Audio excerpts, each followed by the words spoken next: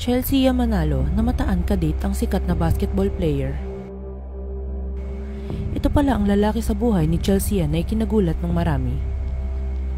Si Chelsea Ann Manalo ay isang model at beauty pageant title holder kung saan nanalo ito sa Miss Universe Philippines 2024. Nagsimula maging model si Chelsea sa edad na 14. At taong 2021 na maging isang endorser siya sa Philippine clothing brand na Bench.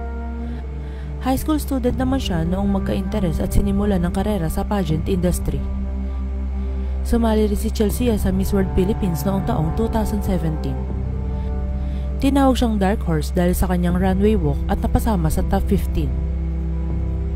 Marami naman ang humahanga kay Chelsea Manalo dahil sa talino, kumpiyansa at ganda na meron ito.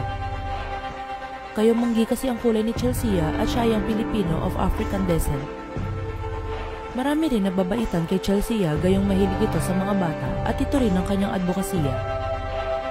Kaya naman namataan si Chelsea na may kasama sikat na basketball player ay isang ikinatuwa ng fans.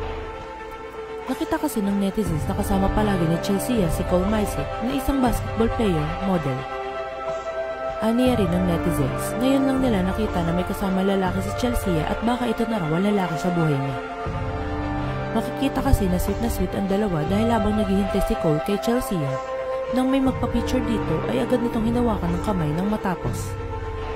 Marami rin videos ang kumakalat sa social media na lagi magkasama sa mall ang dalawa.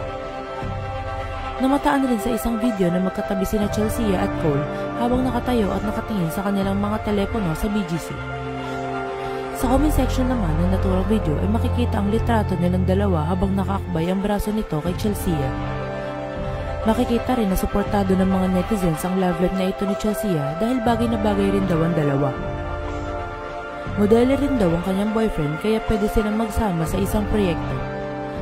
Napalibutan naman ang mga espekulasyon at chismis na may relasyon na ang dalawa.